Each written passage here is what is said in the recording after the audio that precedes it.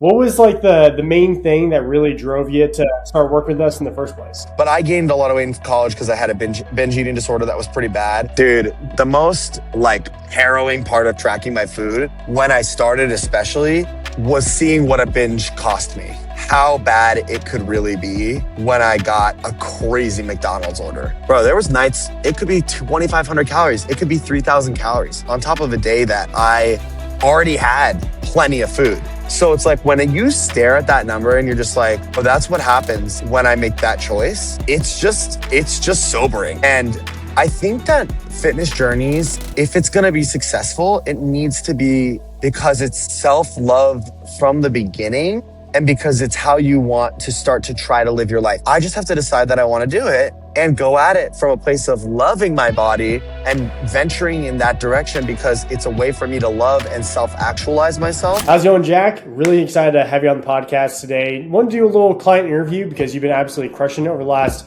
few months. We're going to go over a few things just about your client journey, like what you've been going through, what exactly we've accomplished over the last few months, and just kind of talk more about like your story in and of itself. Yeah, totally. Hey everyone, my name is Jack Maloney. I am a comedian, content creator, and actor in New York City. And I've been with Aspire Fit since September, October. And so I'm just on my second 6 months right now.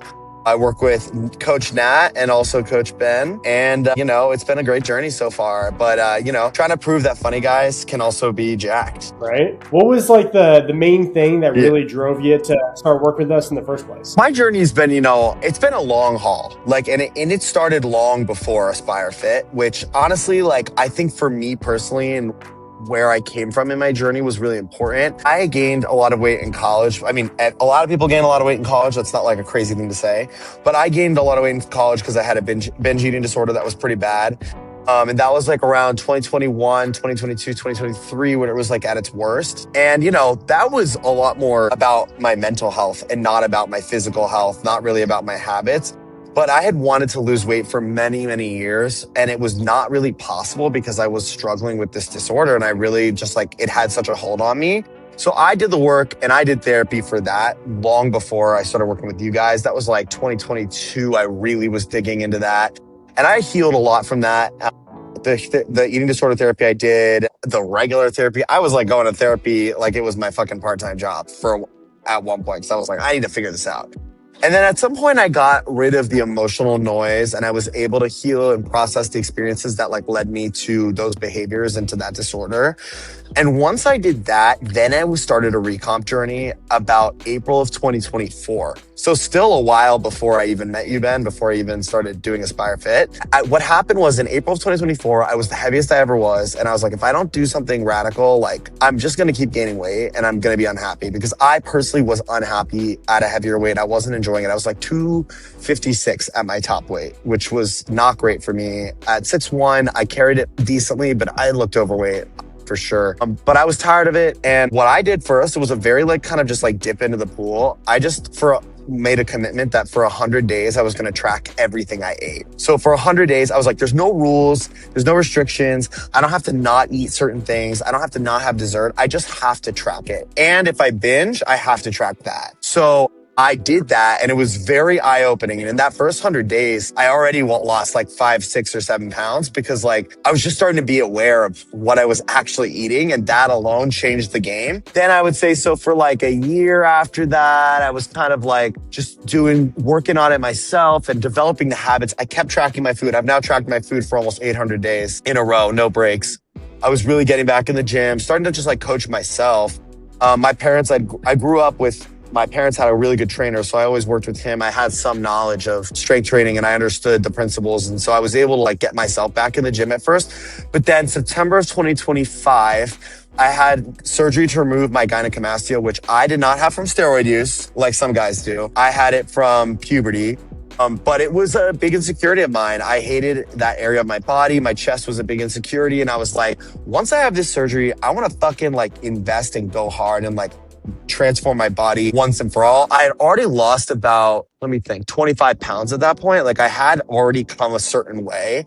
I didn't come to you guys at square one. I was kind of coming at square, who knows what square, but a square that wasn't square one. And I linked up with you, Ben, and I was like, all right, time for me to like fucking do this. I really want to be jacked. I want to be ripped. Like I want to transform my body. I really need to focus on it. I started working with you guys September 2025, right after my surgery. So I was starting to recover. So for I remember those first weeks we were together, I couldn't really even lift. So we were just I was doing your modules. I was kind of just like getting used to the app and the program. In this journey already, 9 months, I've had like ups and downs. We've had like times when I was not really on it and then we got back on it. So it's already been a journey in and of the journey. And that was a journey in and of a larger journey. So I feel like that's the thesis for me is all of these changes, they happen slowly and you just have to kind of keep being consistent and going, 100%, right? I did want to touch on something you mentioned earlier is that you've been tracking your food for the last 800 days, which a lot of people just struggle with 7 days in a row. So like, what's the biggest thing that you do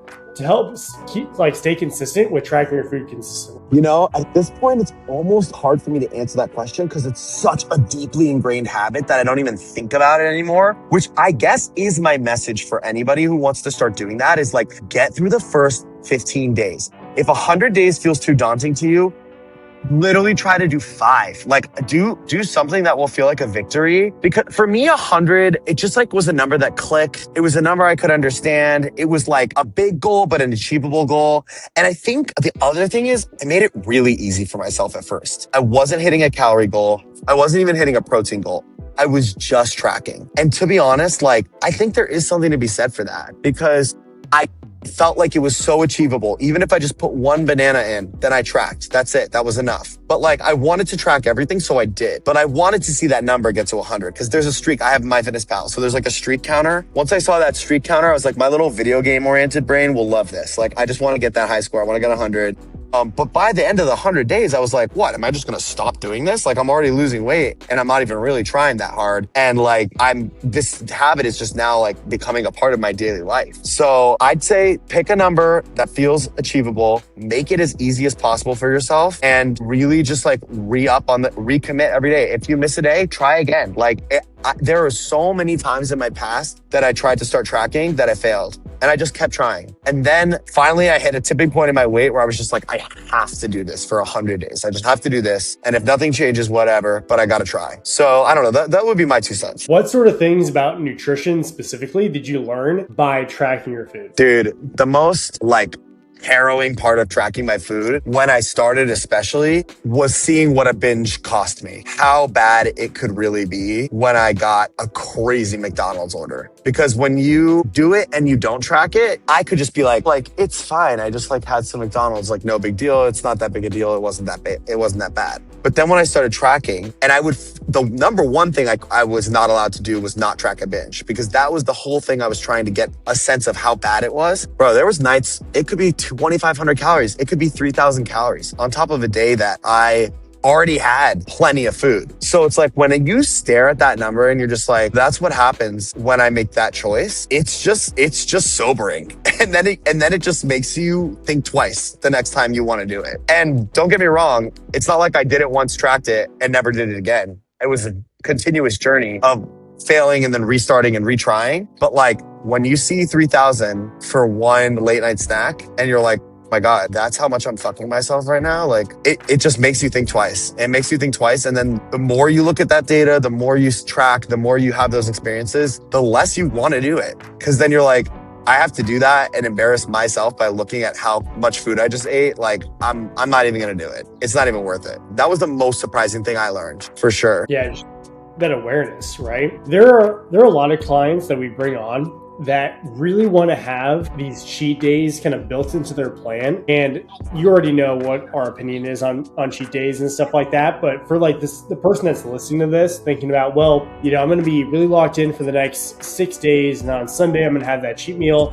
What would you say to somebody like that who has that cheat day mindset? The cheat day mindset, I do feel like I can really speak to this because I do think the cheat day mindset and the binge mindset are very, very similar. They're 2 sides of the same coin because I would sometimes think in the past of a cheat day and then I realized I was just binging all day and I just ruined the entire week. And that sucks. It sucks when you're wait, so one day just ruined all the work I did all week long. to be clear with everyone on this podcast, like I didn't join Aspire Fit and then like jolly good, I was just like a perfect little like soldier for Ben and like just did everything I was supposed to do perfectly. Like I had a period where I kind of fell off the wagon a little bit and like I was having cheat days and nights throughout the week and realizing like I had to get real with myself and be like, if I do that, if I feel like I genuinely need that, then I'm not going to lose weight, because if it is just an equation at the end of the day and it is just physics. And if I do that, I'm tipping the equation in the side of just maintenance or even gain.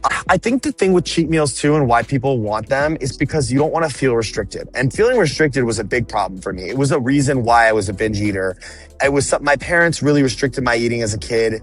And that's really what like one of the big emotional roots of my binge eating disorder was, because they would force me to eat certain ways that I didn't want to. And then when I was an adult and had autonomy and freedom, I was like, I'm rebelling. I want to do whatever I want. So now where I'm in a zone where I literally do have to be restrictive to achieve my goals, because I can't just eat whatever I want and lose weight and gain muscle. But how can I make it feel like I'm not imprisoned? You know what I mean? You can be with restrictive without being imprisoned. And I think like, for me, it's been figuring out the either flex meals, and I'm not going to call it a cheat meal. I'm going to call it a flex meal, or like an untracked meal that still like keeps me in the general zone of where I need to be, but feels like a splurge. Sushi's a good one for me. Like if I get the spicy mayo and I have like sauces and stuff, but I'm still eating fish and rice. Like, you know, at the end of the day, it's not like Burger King for breakfast, McDonald's for lunch, Wendy's for dinner. It's like I had my like typical macros throughout the day,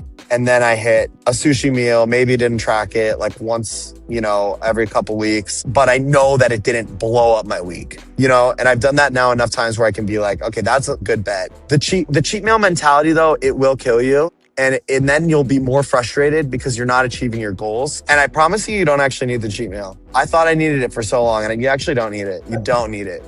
Yeah, I 100% agree. And so basically, to kind of sum it up, you essentially, instead of just like having that mindset of like, well, I'm just gonna eat whatever I want, you just simply factor that into the day and just make it a part of the day, right? Totally. And just obviously make sure the portions are just not super crazy that destroys your whole week. How have your goals changed over time? You know, it's really interesting because I was just thinking about this today. I just got a DEXA scan today, and seeing where I was at now, and also knowing what I look like in the mirror, what I feel like in my clothes, what I look like in pictures. When I first started, was like, I want to be 10% body fat. And now I'm like, maybe I still will want to get that lean, but like maybe I'll get to 14, 15, 12, 13 and be like, this is good. Like, this is fine. I do think I have a good amount of lean mass. Like I said, like I wasn't like brand new to the gym when I started with you. Like I'd already lifted a lot in my life throughout high school, throughout college. Like I had something to build on. It wasn't brand new. So I have good lean mass and I've maintained it and refined it. But as it's revealing itself, I'm like, damn, I'm at 26.5% body fat still. And my arms look great. And I'm like starting to see my abs and like things are coming in. So I'm like, maybe I don't need to go all the way to 10% to be satisfied. Maybe I'll stop a little earlier, or maybe I'll get super lean and be like, fuck it, I'm going to compete. Like, I don't know. Like, I think that it's in flux, and I think that I'm allowing myself to be present where I am with it and not fixate on the numbers. I think fixating on the numbers is something that has hurt me in the past. Because I'm like, I'm not there yet, so I'm a failure. I already feel like a success. Like I'm already losing weight and feeling good, and people are commenting on how I look. My realization has just been like, I'm just going to run the program. Something Coach Nat always says to me that I love, and I think it's applying to my goals too, is like, just focus on the next 5 minutes. Just focus on the next 5 minutes. Don't worry about the whole trajectory all the time. Focus on the next 5 minutes. So I'm going to keep focusing on the next 5 minutes, and this day I'm going to execute. I don't need to know exactly where I'm going to end up.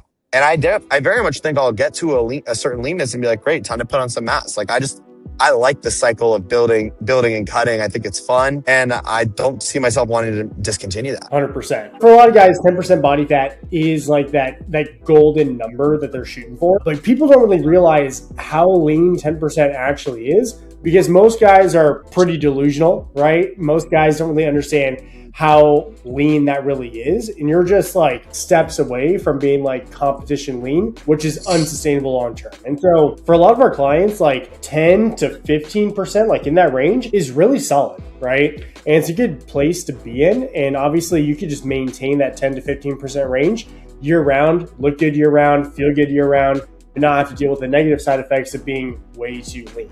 right? How has your approach to health and fitness changed since we started working together specifically? Oh, the number one thing I've loved about Aspire Fit and what I've really taken away from it more than anything is the workout structures. I really like what Coach Nat's been putting me through. He's run me through a few different types of programs, and I really like the variability. I like learning. I've learned about a lot of different movements and exercises that I wasn't implementing in my program that I definitely would want to, regardless of how long I'm working with you guys, like, because they're just great and I like them and they feel good. So I would say like the splits that you guys are running me on has definitely changed my thinking and approach to lifting for sure. I am a macro kind of person. I'm a big thinker. I'm like a visionary ideas kind of guy. And like, I sometimes struggle with the minutia and micro thinking. And I definitely think nutritionally and from a habits perspective, Coach Nat especially has really helped me just like focus on the next 5 minutes. That's like the thing I have to, when I'm starting to have an urge to do something that will be counterproductive, I say, okay, you have to wait 5 minutes and then you have to wait 5 more minutes. And like that just keep pushing that ball just like an inch down the line. Eventually you realize, oh, I actually don't even care to have that McDonald's anymore. I don't care to eat that piece of cake, or I actually don't need that thing that I was having a weird urge wave for like 10 minutes ago. So just like giving yourself those few extra minutes to just like sit and be uncomfortable in wanting something and not choosing to have it, and then realizing that it'll actually just, the desire will go away completely if you just let it, has been really powerful and not always something I thought I would be capable of. There was a period of my life where I felt trapped by my urges. I felt really trapped by my cravings, really trapped by the foods that I wanted to eat, really trapped by the binge eating disorder I had. There was truly a time where I was like, I'm never not going to be able to avoid eating these things when I get these urges because I just can't for some reason.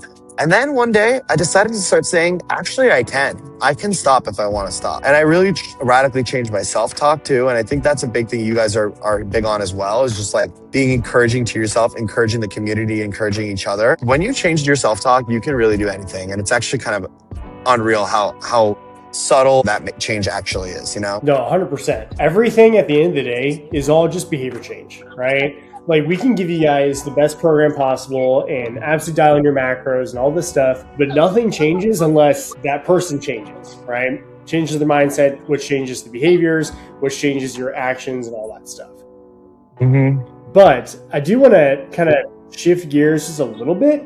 In the beginning, you mentioned you're a comedian, content creator, stuff like that. How has getting more fit helped you in your... Man, whoa, dude, I'm in the entertainment industry. I mean, like, I'm in a looks-based profession for sure. Something I do love about comedy, though, specifically, is comedy's a space for some reason in the industry where you kind of can come as you are. Like, there are thin comics, there are plus-sized comics, there are people who just never go to the gym, but they're just kind of like, whatever, they just got like a gangly little body. People accept what they see in comedy because as long as you're funny, that's fine. Comedy is king, it's funny, it's great. However, for the acting side of my career, for just my visibility online, I mean, we live in a looks-driven world. Period. End of story. It's the truth. It's a sad truth. It's something I struggled with for a very long time.